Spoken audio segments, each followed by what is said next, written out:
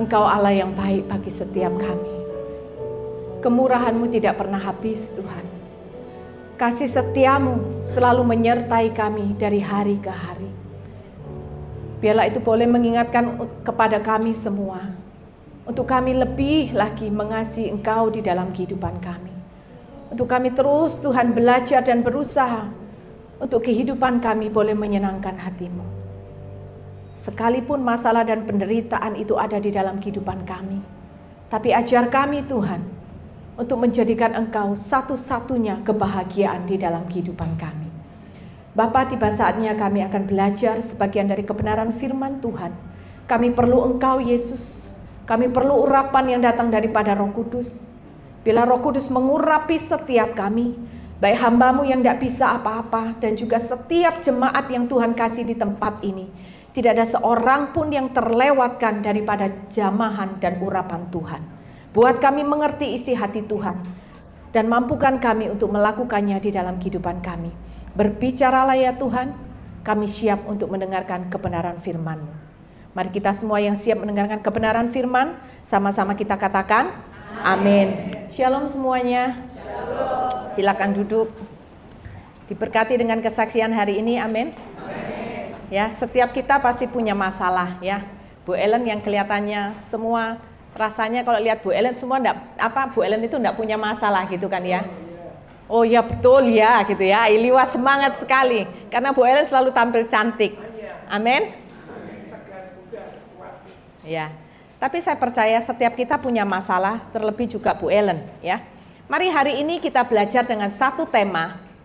Bagaimana kita belajar untuk menghadapi masalah, supaya jangan masalah itu membuat iman kita itu runtuh, tetapi kita tetap teguh berdiri di hadapan Tuhan.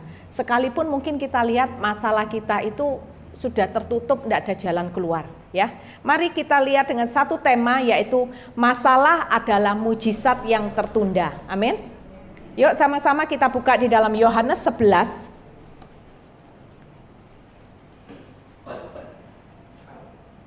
Yohanes 11 ayat 1 sampai 42. Tapi kita tidak akan baca semua ayatnya ya. Nanti saudara bisa baca sendiri di rumah.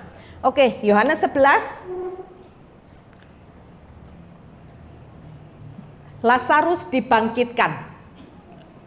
Ada seorang yang sedang sakit namanya Lazarus. Ia tinggal di Betania, kampung Maria dan adiknya Marta. Maria ialah perempuan yang pernah meminyaki kaki Tuhan dengan minyak mur dan menyekanya dengan rambutnya. Dan Lazarus yang sakit itu adalah saudaranya. Kedua perempuan itu mengirim kabar kepada Yesus, Tuhan, dia yang Engkau kasihi sakit.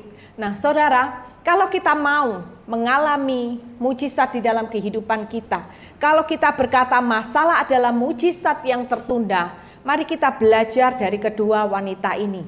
Dikatakan di dalam ayat yang ketiga tadi, dan Lazarus yang sakit itu adalah saudaranya.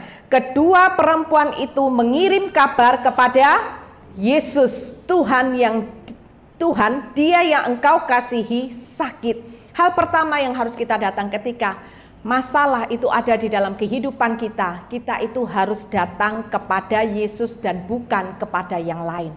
Lihat Maria dan Marta, ketika mengetahui adik yang mereka kasih itu sakit, mereka mengirim kabar kepada Yesus. Mereka datang mencari Yesus. Bagaimana dengan kita hari ini? Kadang-kadang dalam kehidupan kita, kita tahu kalau kita beribadah, kita tahu secara pengetahuan kita tahu kalau kita menghadapi masalah kita harus datang kepada Yesus. Enggak ada kan yang di sini bilang kalau lagi menghadapi masalah harus datang kepada dukun. Ada yang begitu? Enggak ada ya. Kalau ada nanti dibaptis ulang sama Ibu Gembala. Nanti saya bantuin. Diselem 5 menit baru diangkat. Kita harus datang kepada Yesus. Itu kita tahu. Tetapi dalam prakteknya ketika kita menghadapi masalah, belum tentu Tuhan Yesus yang kita cari terlebih dahulu. Iya atau iya? Tidak ada yang ngaku di tempat ini ya. Ya ngaku betul ya. Benar saudara ya. Kita harus jujur. Tuhan Yesus itu menyukai kejujuran kita. Saya pernah satu kali saudara, ketika saya sedang sakit kepala, saya kemudian langsung, saya bilang sama suami saya, kepalaku sakit. Saya langsung berdiri dari duduk saya langsung buka laci obat. Terus suami saya itu bilang gini, kamu itu loh, sini dulu. Dia panggil saya, terus dia bilang gini, kamu itu loh, hamba Tuhan kok kayak gitu. Saya bingung, memangnya kenapa? Lah sakit kok yang dicari itu obat duluan. Saya bilang, loh enggak apa-apa toh. Memang Tuhan itu juga bisa pakai obat-obatan sebagai sarana untuk menyembuhkan kita. Betul saudara? Saya bukan berkata kita enggak boleh ke dokter, enggak. Tapi kemudian suami saya berkata, memang kamu boleh minum obat. Tapi sebenarnya sebelum kamu minum obat, kamu harus datang kepada Tuhan terlebih dahulu. Kamu harus berdoa terlebih dahulu kepada Tuhan, baru kamu ambil obat. Bukan ambil obat dulu, baru kamu berdoa. Kelihatannya sama ya saudara. Kan enggak apa-apa ambil obat dulu terus nanti saya berdoa dulu sebelum minum obat. Kelihatannya sama. Tetapi dari situ saya belajar. Kalau hati kita ini melekat sama Tuhan. Kalau dalam keadaan apapun kita ingat Tuhan. Maka yang akan saya lakukan pertama bukan cari kota obat. Tetapi saya berdoa dulu kepada Tuhan. Amin. Itu yang dilakukan oleh Marta dan Maria. Ketika saudaranya sakit, mereka langsung mengirim kabar kepada Yesus. Di situ kita bisa lihat bahwa hati mereka dalam keadaan apapun, mereka teringat kepada Yesus. Hari ini, setiap kita punya masalah. Saudara, saya yakin setiap saudara pasti punya masalah. Saya nggak tahu masalah itu kecil, masalah itu besar, tapi mari kita belajar. Jangan fokus kepada masalahnya. Mari kita belajar untuk selalu bersandar kepada Tuhan dalam keadaan apapun di dalam kehidupan kita. Kadang kalau kita menghadapi masalah yang kecil kita berkata apa? Ya ingat cari Tuhan. Tapi kadang kalau masalah menurut kita masalahnya besar, kita cari Tuhan. Kemudian selama beberapa waktu kita menunggu pertolongan Tuhan itu tidak datang. Kita mulai berpikir, kemana ya aku harus cari pertolongan? Karena kalau ikut Tuhan, pertolongan Tuhan sampai hari ini loh. Saya sudah doa sungguh-sungguh, bahkan saya sudah doa puasa. Pertolongan Tuhan itu kenapa nggak datang? Itu pun juga pernah saya alami saudara. Ketika saya mengalami pergumulan rumah tangga berapa belas tahun yang lalu. Mungkin hampir 20 tahun ya. Ya tahun 2003 saya menghadapi pergumulan rumah tangga. Dan waktu itu saya berpikir, saya berdoa sama Tuhan, tapi tidak ada jalan keluar. Sehingga saya berpikir, ikut Tuhan ini, Tuhan itu lemot ya. Nah saya memang dulu seperti itu. Saya dulu orang Kristen yang tidak pernah ke gereja hanya setahun 2 kali. Gerejanya saya itu Natal dan Paskah. Itu pun datang terlambat ya. Jangan ditiru ya saudara. Nah ketika saya merasa bahwa pertolongan Tuhan itu kok nggak datang-datang. Akhirnya saya cari pertolongan yang lain. Saya datang ke peramal, saya datang ke dukun, saya datang ke orang pintar. Itu yang saya kerjakan dulu saudara. Tapi percayalah, apakah masalah itu selesai? Tidak. Tetapi masalah itu justru semakin hari semakin besar. Justru malah ada masalah baru yang datang dalam kehidupan saya. Oleh karena itu kalau saudara mau melihat mujizat, saudara mau melihat pertolongan Tuhan dalam kehidupan kita. Ketika kita menghadapi masalah, jangan datang kepada yang lain, tetapi datanglah kepada Tuhan. Saudara mengalami pergumulan ekonomi, siapa yang saudara datangin? Datanglah kepada Tuhan. Memang Tuhan tidak mungkin langsung kasih uang turun dari langit jeblok langsung datang. Enggak. Tetapi mari biasakan untuk datang kepada Tuhan. Banyak orang Kristen mengalami kekecewaan kepada orang Kristen yang lain, kepada sesamanya yang seiman. Kenapa? Karena mereka mengandalkan manusia.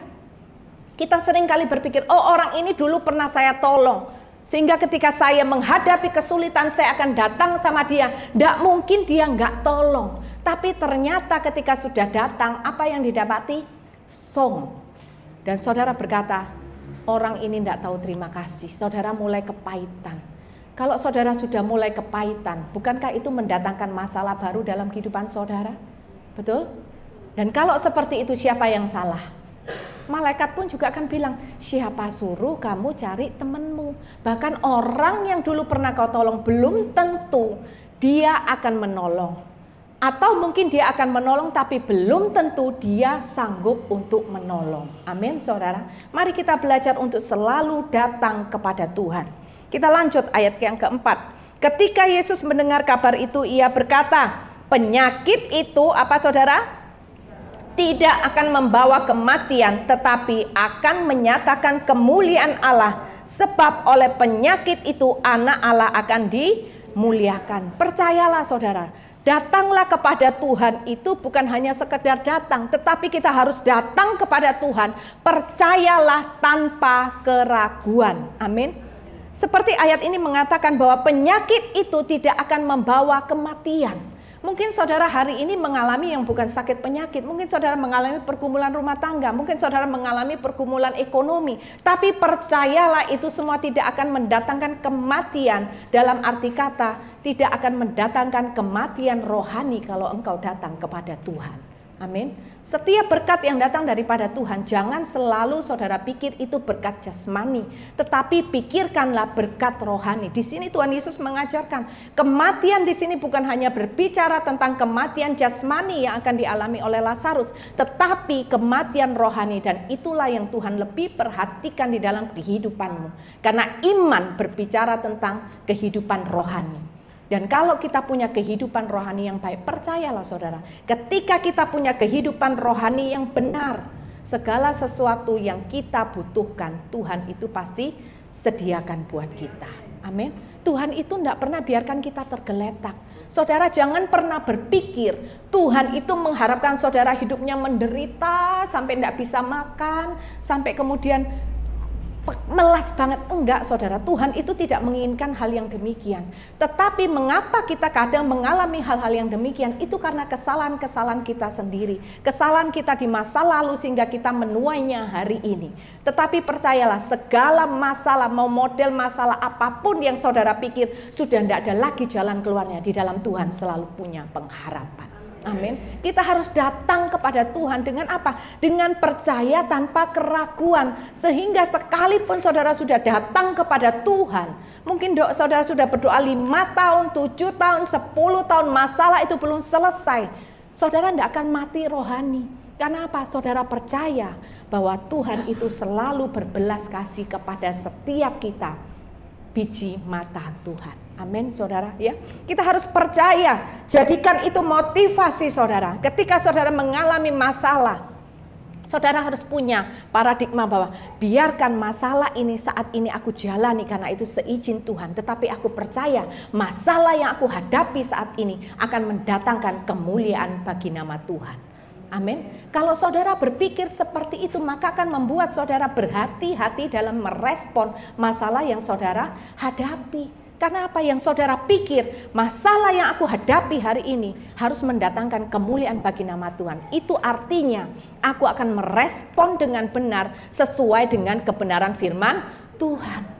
Kalau saya tidak berpikir masalah ini akan mendatangkan kemuliaan bagi nama Tuhan. Enggak, yang saya pikir hanya saya mau cepat selesai. Yang saya pikir adalah saya mau mendapatkan zona nyaman. Yang saya pikir adalah saya harus membuat suami saya kembali lagi kepada saya supaya saya bahagia. Tetapi kebahagiaan bagi orang Kristen bukanlah ketika masalahmu selesai. Kebahagiaan sesungguhnya bagi orang percaya adalah kehidupanmu yang berkenan di hadapan Tuhan. Amin. Dan kehidupan yang berkenan di hadapan Tuhan itu tidak bisa digantikan oleh apapun. Saudara mau bayar punya kehidupan yang berkenan, nggak bisa. Dengan uang, dengan seberapa pun banyak harta yang saudara miliki, itu tidak bisa. Tetapi kehidupan yang berkenan hanya bisa kita raih ketika kita berjuang bersama dengan Kristus setiap hari. Termasuk ketika kita menghadapi masalah di dalam kehidupan kita. Amin, saudara. Ya, kita lanjut baca. Ayat yang kelima. Yesus memang mengasihi Marta dan kakaknya Lazarus. Namun setelah didengarnya bahwa Lazarus itu sakit, ia sengaja tinggal 2 hari lagi di tempat di mana ia berada. Ya, dikatakan saudara ayat kelima, Yesus memang apa? Mengasihi Marta dan kakaknya dan Lazarus. Kita harus percaya tanpa keraguan. Mengapa? Karena Yesus itu mengasihi setiap kita. Tuhan itu nggak membenci kita loh.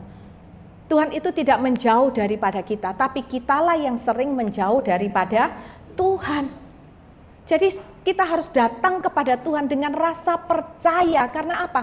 Tuhan Yesus akan selalu ada buat kita ketika kita menghadapi apapun dalam kehidupan ini. Tuhan Yesus pasti memberikan kekuatan kepada kita. Tuhan Yesus pasti menolong kita karena Tuhan tidak akan pernah membiarkan kita tergeletak. Karena apa? Karena kasih Yesus itu sempurna bagi setiap kita orang yang berdosa ini. Amin, saudara. Kalau saudara datang kepada orang, kepada sahabat saudara, belum tentu saudara tidak bisa percaya kepada sahabat saudara seperti saudara percaya kepada Tuhan. Karena apa? Manusia itu memang penuh dengan kedagingan. Kasih orang lain terhadap kita, kasih sahabat, kasih pasangan kita tidak bisa melebihi kasih Yesus kepada kita. Saudara harus percaya ketika saudara datang kepada Tuhan, saudara dalam keadaan punya masalah, saudara itu pasti punya keinginan yang besar sekali agar Tuhan itu menolong, betul? Percayalah, Tuhan jauh lebih ingin menolong saudara daripada keinginan saudara untuk ditolong oleh Tuhan. Karena apa? Kasih Tuhan itu sempurna buat kita. Tetapi mengapa kok Tuhan itu tidak langsung menolong? Karena Tuhan sedang mengajarkan saudara untuk beriman kepada Tuhan. Nanti kita belajar ya. Nah, saudara lihat. Yesus itu memang mengasihi Marta, Maria dan juga Lazarus. Ayat yang ke-7. Tetapi sesudah itu ia berkata kepada murid-muridnya, "Mari kita kembali lagi ke Yudea." Murid-murid itu berkata kepadanya, "Rabi, baru-baru ini orang Yahudi mencoba melempari engkau. Masih maukah engkau kembali ke sana?" Jawab Yesus, "Bukankah ada 12 jam dalam satu hari? Siapa berjalan pada siang hari kakinya tidak terantuk karena ia melihat terang dunia ini." Kemudian kita lanjut ayat 11.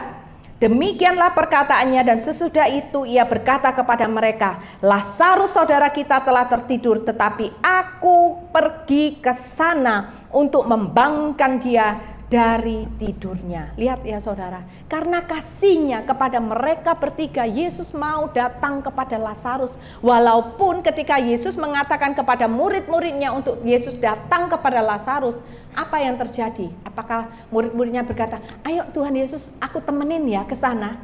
Apakah seperti itu? Enggak. Murid-muridnya berkata apa?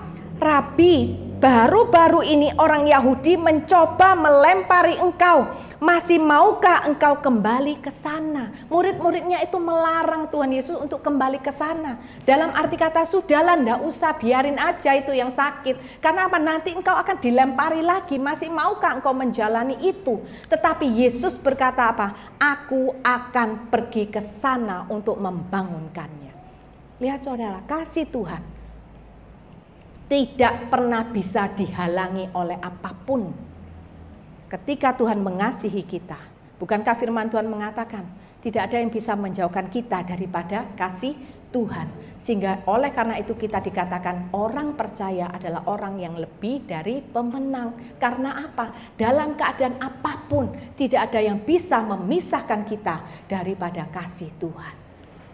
Yesus dengan inisiatifnya sendiri dia mau datang kepada Lazarus. Karena apa? Kasihnya yang besar, kasihnya yang sempurna kepada Lazarus. Percayalah saudara, hari ini engkau mengalami masalah, Tuhan ingin datang kepadamu. Tetapi seringkali kita yang menutup hati kita untuk Yesus datang kepada kita. Dengan apa engkau menutup hatimu? Ketika kita bersungut-sungut, ketika kita mengeluh, ketika kita menjadi kecewa kepada Tuhan, itu kita sedang menutup hati kita untuk Tuhan itu datang menolong kita. Amin saudara. Tuhan bersedia menolong, Tuhan bersedia memberikan kekuatan, Tuhan bersedia memberikan apapun yang engkau butuhkan. Tetapi seringkali tidak bisa kita terima. Karena apa? Karena kesalahan dari kita sendiri yang menutup hati kita untuk Yesus itu masuk ke dalam kehidupan kita. Ya saudara. Jadi mari hari ini kita belajar. Sampai di ayat 9. Tuhan itu berkata apa? Siapa yang berjalan pada siang hari kakinya tidak terantuk karena ia melihat terang dunia ini. Dalam arti kata lain Tuhan Yesus itu berkata gini loh, kalau memang Bapa yang menghendaki, ndak usah takut sama bahaya. Tuhan berkata kalau memang Bapa yang menyuruh aku untuk aku datang kepada Lazarus dan Tuhan Bapa mengizinkan untuk aku dilempari lagi, maka aku tidak akan takut. Betapa besar kasih Tuhan itu kepada mereka, dan saya percaya kasih Tuhan pun juga sama buat setiap kita. Amin, saudara. Kalau kita kembali, ya, coba kita lihat ayat yang ke-11 tadi dikatakan, aku pergi ke sana. Artinya apa? Tuhan Yesus itu punya kerinduan yang begitu besar. Sekalipun mungkin nanti di jalan ada rintangan, Tuhan berkata apa? EGP, emang gue pikirin semuanya itu. Karena apa? Kasihku kepada Lazarus itu terlalu besar. Aku tidak bisa berdiam diri untuk tidak datang kepada dia. Hanya karena mungkin aku takut dilempari. Mungkin aku takut nanti mendapatkan gangguan, ancaman atau apapun itu. Tuhan berkata, kasihku jauh lebih besar daripada bahaya yang mengancam hidupku. Itu yang Tuhan Yesus katakan. Dan kalau kita lihat, kita mundur kembali di ayat yang ke-6 dikatakan, namun setelah didengarnya bahwa Lazarus sakit, ia sengaja tinggal 2 hari lagi di tempat di mana ia berada. Dikatakan ia sengaja. Memang Tuhan Yesus sengaja tinggal di sana 2 hari, saudara. Tetapi dari sini kita belajar, ya. Mengapa Tuhan Yesus itu sengaja tinggal 2 hari lebih lama? Karena Yesus tahu apa yang harus dia lakukan. Ketika Tuhan Yesus sengaja tinggal 2 hari, bukan berarti Tuhan Yesus itu sengaja menunda. Tuhan itu tidak pernah menunda pertolongannya. Tetapi Tuhan menolong kita di waktu yang tepat. Yang kemudian kita lihat itu sebagai penundaan. Tetapi bukan penundaan, karena apa? Tuhan tahu waktu yang paling tepat untuk menolong kita. Nah, pada waktu itu ketika Lazarus sudah mati, kalau Yesus langsung membangkitkan Lazarus dari kematian, maka orang-orang di sekitar mereka akan berkata apa? Oh, itu Lazarus nggak mati, dia hanya mati suri, pantesan. Kalau gitu mah bukan Yesus yang bangkitkan orang mati. Kalau gitu Yesus nggak punya kuasa. Itu nanti yang akan dikatakan oleh mereka. Sehingga Tuhan Yesus tahu dia sengaja tinggal 2 hari setelah memang Lazarus mati selama 3 hari, dan itu mereka akan tahu bahwa kalau sudah seperti itu bukan lagi mati suri tetapi mati beneran. Dan ketika Tuhan Yesus bangkitkan, di sana semua mata melihat memang Yesus adalah Tuhan. Amin, saudara. Begitu pula dengan kita, jangan buru-buru meminta Tuhan itu, memaksa Tuhan untuk menolong kita. Tuhan itu jauh lebih tahu. Tuhan menunggu kesiapan diri kita untuk mendapatkan pertolongan Tuhan. Dari situ kita belajar, selama kita menunggu pertolongan Tuhan, apa yang harus kita lakukan? Kita harus melihat dengan mata iman, bukan dengan mata jasmani. Coba kita lihat ayat yang ke-15. Dikatakan, tetapi syukurlah aku tidak hadir pada waktu itu, sebab demikian lebih baik bagimu. Supaya apa, saudara? Supaya kamu dapat belajar percaya. Lihatlah dengan mata iman, bukan dengan mata jasmani. Ketika engkau sedang menunggu pertolongan Tuhan, jangan hanya lihat keadaanmu, tetapi lihatlah dengan mata iman yang terfokus dan tertuju kepada Yesus. Bahwa Yesus itu mengasihi kita, Yesus itu penuh kuasa, dan Yesus itu sanggup, serta Yesus itu pasti menolong kita. Karena setiap kita adalah anak-anak yang dikasihi oleh Tuhan. Amin, saudara. Bahkan di dalam ayat Tuhan Yesus berkata apa? Memperjelas bahwa Lazarus itu mati, beneran mati loh, bukan tertidur. Supaya apa? Supaya murid-muridnya belajar untuk melihat dengan mata iman bahwa Yesus sanggup untuk melakukan mujizat sesuai dengan kehendaknya. Kadang-kadang memang kita rasa pertolongan Tuhan itu lama. Ketika saya menunggu pertolongan Tuhan dan saya rasa pertolongan Tuhan itu lama, saya tidak melihat dengan mata iman, saya melihat dengan mata jasmani. Sehingga itu yang membuat saya datang kepada pertolongan-pertolongan lain yang bukan yang datang daripada Tuhan. Tetapi percayalah saudara, itu semua tidak mendatangkan kebahagiaan. Itu semua tidak pernah mendatangkan kekuatan dalam kehidupan saya. Itu semua tidak pernah mendatangkan damai sejahtera dan sukacita. Tetapi justru yang saya alami adalah kehidupan yang semakin hari semakin terpuruk. Saya menceritakan ini supaya saudara tidak usah mengalami sendiri. Kita harus belajar dari pengalaman orang lain. Amin. Dari kesaksian Bu Ellen, bukan kita hanya dengar, wih keren ya, wih wah, bukan. Tetapi mari kita belajar apa yang bisa kita ambil dari kesaksian yang tadi kita dengar. Datanglah kepada Tuhan. Kalau tadi Bu Ellen melihat dengan mata jasmani, dia tidak akan memberikan THR. Seperti yang sudah beliau lakukan. Kalau beliau melihat dengan mata iman, kalkulator akan berjalan, betul? Secara hitungan tidak ada pemasukan, uang tabungan memang ada. Tapi kalau terus-menerus dipakai uang tabungan ini juga semakin lama semakin menipis. Ada yang dipakai terus tabungannya tambah lama tambah banyak, tidak ada pemasukan. Kalau ada nanti saya mau belajar. Ya, tapi karena Bu Ellen melihat dengan mata iman ketika dia datang kepada Tuhan. Nah, ketika kita datang kepada Tuhan, saat itu juga sebenarnya kita sudah memutuskan untuk melihat segala sesuatu itu dengan mata iman. Jadi mari kita datang kepada Tuhan itu dengan kepercayaan tanpa keraguan dan satu komitmen dalam kehidupan kita. Sekali Yesus tetap Yesus. Amin. Sekali Yesus tetap Yesus itu bukan hanya ketika sekali Yesus tetap Yesus berarti saya beribadah yang penting doanya sama Tuhan Yesus. Enggak loh saudara. Tetapi sekali Yesus tetap Yesus adalah engkau ketika menghadapi masalah, engkau datang kepada Tuhan. Dan apa yang Tuhan perintahkan dalam hidupmu itu loh yang engkau lakukan. Itu sekali Yesus tetap Yesus. Kalau tadi Bu Ellen datang kepada Tuhan, Tuhan aku harus gimana ya Tuhan?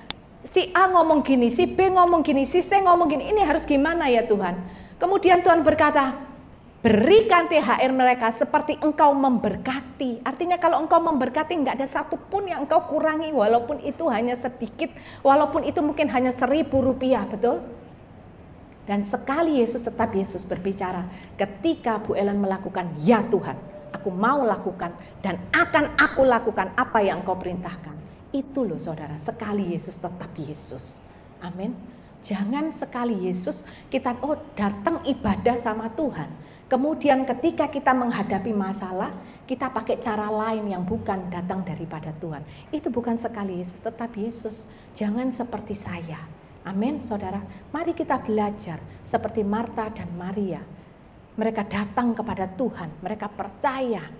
Itu yang harus kita terapkan di dalam kehidupan mereka. Dan percayalah saudara, seberapapun lama saudara menolong Yesus, saudara menunggu, Yesus itu pasti akan menolong saudara. Kalau kita lihat di dalam ayat yang ke-42, dikatakan, aku tahu bahwa engkau selalu mendengarkan aku, tetapi oleh karena orang banyak yang berdiri di sini mengelilingi aku mengatakannya supaya mereka percaya bahwa engkaulah yang telah mengutus aku. Saudara, Tuhan Yesus itu melakukan mujizat sesuai dengan kehendaknya yang kudus. Apa kehendak Tuhan yang kudus? Tuhan ingin melihat pertobatan. Ya, di ayat yang ke-36 dikatakan banyak orang. Kemudian ayat 42 tadi juga dikatakan, aku tahu bahwa engkau selalu mendengarkan aku, tetapi oleh apa? Karena orang banyak yang berdiri di sini mengelilingi aku mengatakannya supaya mereka percaya bahwa engkaulah yang telah mengutus aku. Artinya Tuhan Yesus memberikan mujizat kepada Lazarus bukan hanya untuk Lazarus saja, tetapi Tuhan menginginkan pertobatan bagi semua orang yang melihat bahwa memang Yesus adalah utusan dari surga, bahwa Yesus adalah Tuhan, Yesus yang berkuasa untuk membangkitkan seseorang dari kematian, dan tidak ada seorang pun yang bisa melakukan seperti yang Yesus lakukan. Untuk apa Yesus seperti itu? Apakah hanya untuk pamer kuasa? Bukan, tetapi supaya mereka tahu bahwa Bapa yang mengutus Yesus, supaya mereka percaya bahwa Yesus adalah Tuhan, supaya mereka bertobat di dalam kehidupannya. Mujizat itu Tuhan berikan dalam kehidupan kita, bukan hanya sekedar karena kita doa, kalau doa pasti dikasih, bukan saudara. Tetapi Tuhan melakukan mujizatnya, memberikan mujizatnya dalam kehidupan kita sesuai dengan kehendaknya yang kudus, yaitu apa? Pertobatan. Bukan hanya pertobatan orang-orang yang ada di sekeliling kita, tetapi terlebih pertobatan di dalam kehidupan kita pribadi. Amin. Saya percaya setiap kita, saudara saya, kita masih perlu untuk bertobat setiap hari. Betul? Ada yang sudah tidak perlu bertobat, ada yang sudah kudus 100%. Kalau ada, biarkan malaikat ambil, cepat ambil, dibawa ke surga. Sudah waktunya berarti ya. Belum, saudara. Saudara saya, kita sama, kita berjuang untuk kita bisa hidup di dalam kekudusan. Amin. Kita perlu bertobat setiap hari. Pertobatan supaya apa? Supaya kehidupan kita berkenan dan menyenangkan hati Tuhan. Jadi hari ini yuk kita belajar. Sebelum engkau minta mujizat yang datang daripada Tuhan, engkau harus belajar untuk mengerti kehendak Tuhan. Kalau memang kita berkata, saya mengasihi Tuhan. Orang yang mengasihi Tuhan itu tidak akan selalu minta-minta terus sama Tuhan, tetapi belajar untuk apa? Apa sih yang Tuhan mau dalam kehidupan kita? Dalam masalah, dalam penderitaan yang kita hadapi, apa yang Tuhan mau? Pertobatan kita itu terjadi. Amin. Perubahan karakter. Kalau saudara tanya saya, mungkin sama Bu Ellen kita sama. Dulu orangnya apa? Suka marah sekali. Ya, suka marah. Kalau mungkin ditanya, hobi saya apa? Hobi saya dulu marah. Ya. Hobi saya preman, betul. Bu Ellen mengingatkan saya ya, Bu Ellen ini bongkar rahasia, tapi enggak apa-apa ya. Saya dulu memang preman, saudara. Mau laki mau perempuan saya libat habis dulu. Itu saya benar. Saya dulu enggak ada, jadi orang itu enggak ada takutnya. Mau orang cowok tatuan yang rambutnya dikuncir semua tatuan, saya lawan sendiri 1 lawan 1. Pernah satu kali cowok itu berkata gini, kamu ya kalau berani kamu keluar dari tempat ini, habis kamu. Saya berkata, saya tidak banyak omong, saya langsung keluar dari pintu, saya bilang, saya sudah keluar dari tempat ini. Apa yang mau kamu lakukan? Coba saya mau lihat. Kalau kamu berani, itu saya. Suami saya sampai gedek-gedek, pegawai saya semua heran. Kok ada ya perempuan kayak ibu? Ya buktinya ada. Karena itu dulu kesurupan ya saudara. Makanya jangan pernah datang ke tempat lain selain kepada Tuhan, ya. Mari kita bertobat setiap hari. Saya pun sampai hari ini. Apakah saya hari ini sudah sabar? Belum. Apakah saya hari ini sudah lemah lembut? Belum. Masih proses belajar terus untuk seperti yang Tuhan kehendaki. Amin. Kemarin saya ngobrol sama teman anak saya. Saya bilang gini, AI itu dulu keras banget loh. Ya sampai sekarang juga AI masih belajar.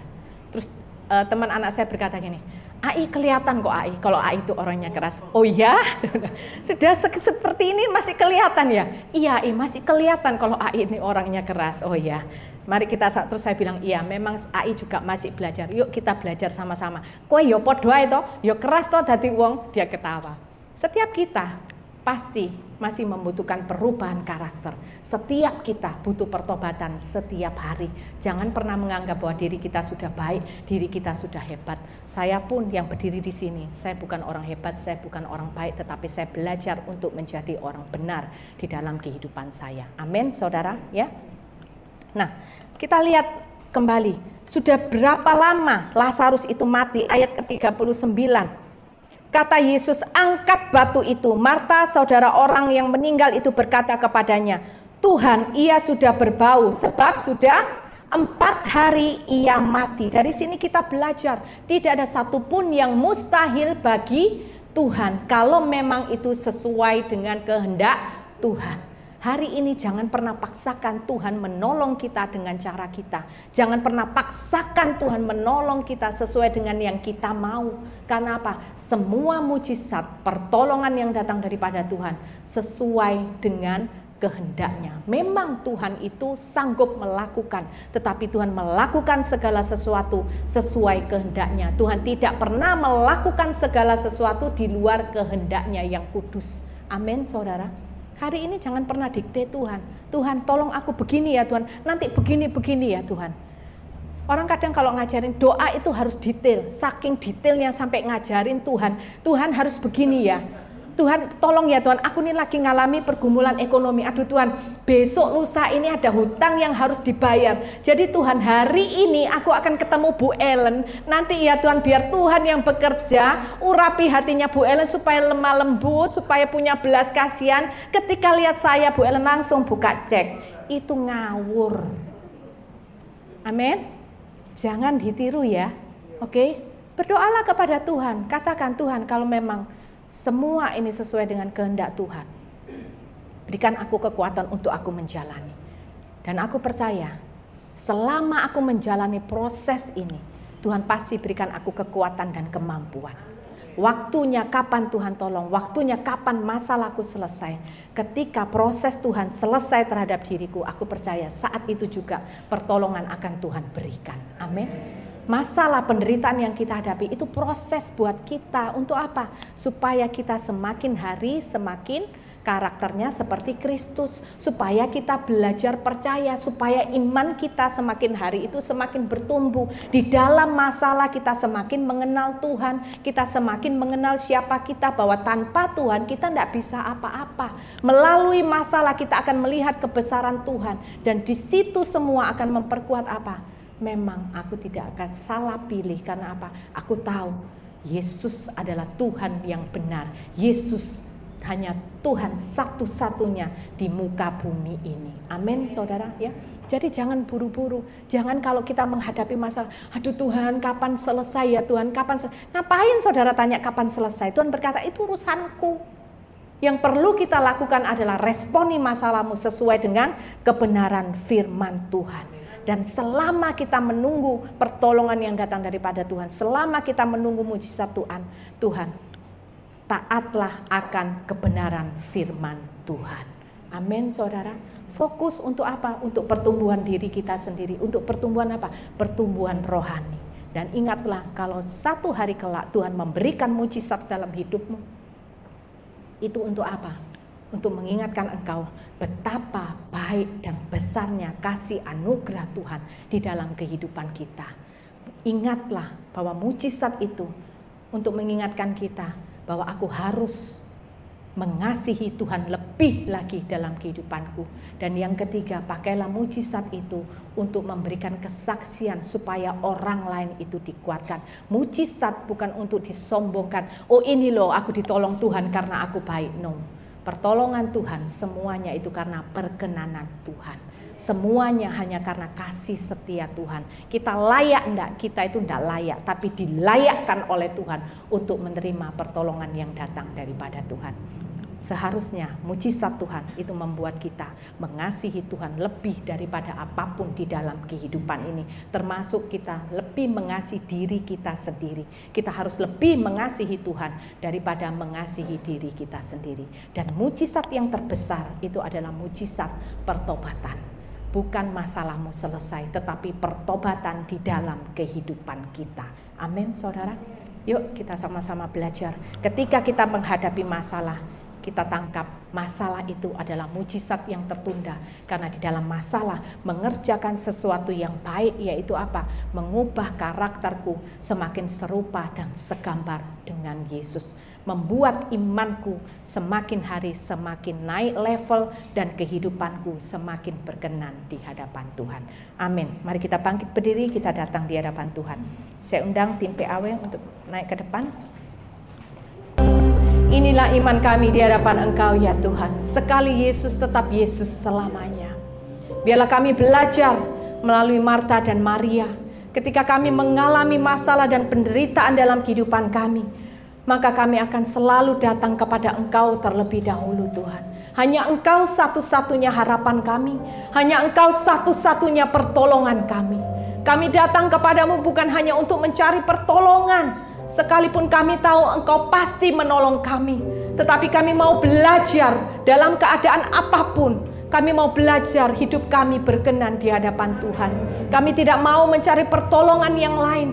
Karena bagi kami mujizat terbesar bukan karena masalah kami selesai, tetapi adalah pertobatan di dalam kehidupan kami.